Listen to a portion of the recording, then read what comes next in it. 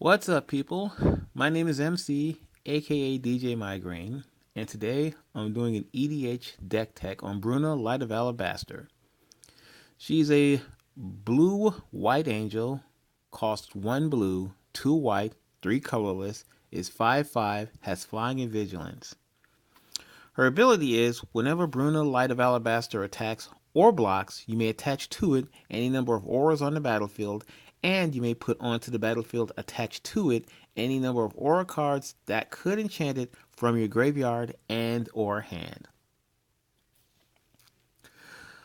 The reason I chose Bruna as a general is because she is a fairly cheap card to get. Maybe a couple of dollars, like $2 if you go and look for her. And so when you're starting off and you're really tight on a budget, she makes a really good general. Also, I happen to like the general flavor of her. At the time that she came out, her and two other angels from the set were called the Powerpuff Girls. Bruna, happens to be nicknamed Blossom. We have Gisela, Blade of Goldmite, who is Blossom, I mean. Bruna, who is Bubbles. And then Sigarda, host of Herons, who is Buttercup. Now, with Bruna, I play her essentially as a Voltron style deck.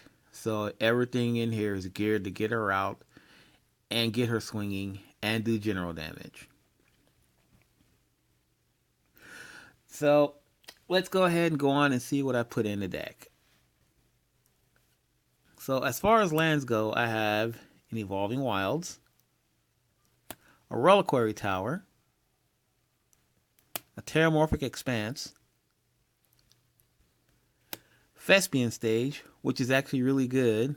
If you have the other land that just comes into play as a copy of it, it isn't bad. But I like this one because I can spend 2 at any time, tap it, and make it a copy of whatever land I happen to need, or whatever land is good on the board at the time. Temple of the False Gods, Encroaching Waste, which of course means if you need to blow up things like, some annoying land that's going to get in your way. Maze of If is one. There are a couple others. Most of the time in my play group, you will see Urborg and Cabal Coffers all the time. Therefore, it's got to go. And this takes care of it. Besieger, he who shelters all. Or just Besieger who shelters all. I like this card in here because I can use it whenever I need certain instants and sorceries to go off and to keep people from countering it. Of course, I play blue, and so there's a fair share of sorceries and instants in here that I would like to have go off. Cathedral of War. Anyone playing any kind of a Voltron style general, this is a good card to have. It gives you mana, and it gives Exalted. So if you need that one extra bit of damage to get in there, always handy. Ghost Quarters. Land Destruction number 2. Azuria's Chancellery. Seachrome Coast. Hallowed Fountain. Glacial Fortress. New Benalia, which happens to be good because it gives Scry. Halimar Depths, which doesn't give Scry, but it does act in a way like Index, because you can look at the top 3 cards of your library and put them back in any order. And then we have 18 Islands. I'm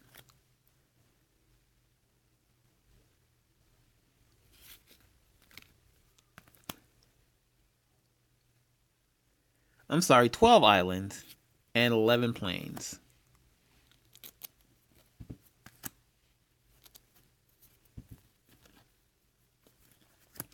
Now, I picked a Planeswalker for this deck, and that would be Jace Beleren, or Baby Jace, if you will, because it gives me the ability to draw cards.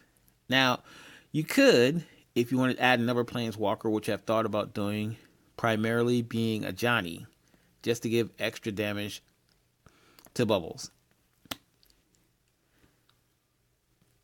Lavinia the 10th for the Detain ability. Sphinx of Utham to draw cards.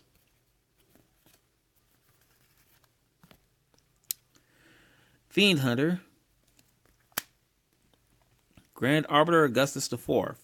He's in here to do a couple of things. If he stays, my spells are cheaper and their spells cost more. Most of the time, the moment you play him, people are going to kill him because they don't want to pay extra for their spells. So he kind of takes one for the team.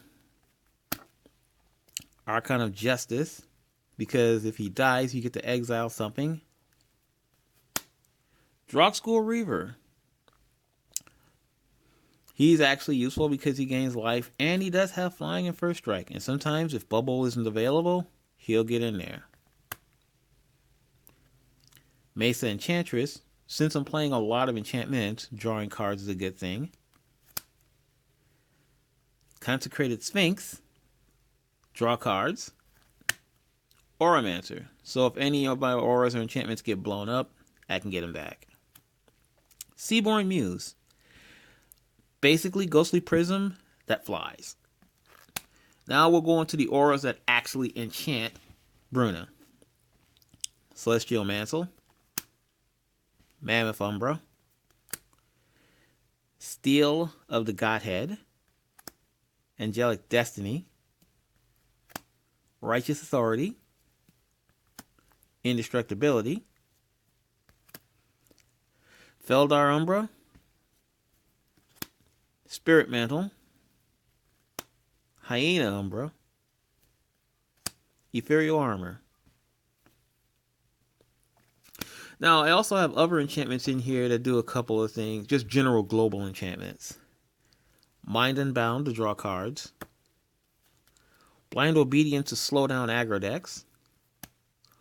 Aura of Silence to slow down artifacts. Heuristic Study. Ghostly Prison. Copy Enchantment. Oblivion Ring. Propaganda. Spear of Safety. And then we go on to the artifacts. Sensei's Divining Top. Library of Lang. You can use Spellbook or any number of artifacts that essentially do the same thing. I like Library of Lang because if someone makes me discard or if I have to discard, I can just put it on top of my library instead. Saw Ring. Gilded Lotus. Swiftfoot Boots. Elixir of Immortality. Staff of Nim. Darksteel Ingot. Chromatic Lantern for color fixing. And then we'll go on to what I call essentially destruction or tucking spells. Oblation, which generally you use against generals. Swords to Plowshares. Supreme Verdict. Day of Judgment. Achroma's Vengeance. Revoke Existence. Blue Sun Zenith, which is now getting into the area of drawing because in a deck like this, I want to be able to draw as many cards as possible. Think Twice. Preordain. Amass the Components. And then we also have spells that help me to tutor. Mystical Tutor. Get out of the way there, you silly man. Idyllic Tutor. Enlightened Tutor.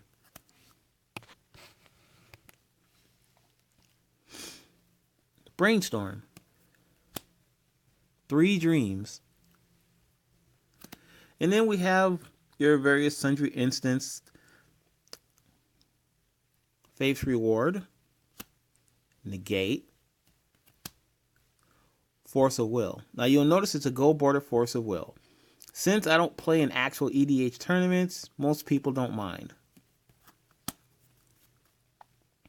Counterspell. Rewind. Dissipate. Render Silent. Spell Crumple. And Dissolve.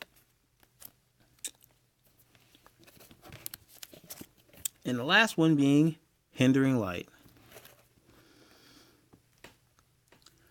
So what you want to do generally with this deck is, the way I have her designed is I play her defensively. So the goal is, when I'm starting off, I want to make sure that I stay alive and that no one's able to attack me. So in an ideal world, you want to have something that stops them from swinging at you, which is why I have so many defensive spells in there, like Ghostly Prism and Propaganda.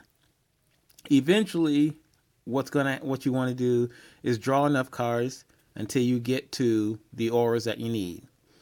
When I generally play her, she only comes out once, and she's coming out once to swing, and she's coming out once to swing for lethal. If you have to swing more than once with her, you never bring her out unless you make sure you have a way to keep her protected. Otherwise, once you bring her out, she's going to die. Because granted, she is really powerful, but she does cost 6.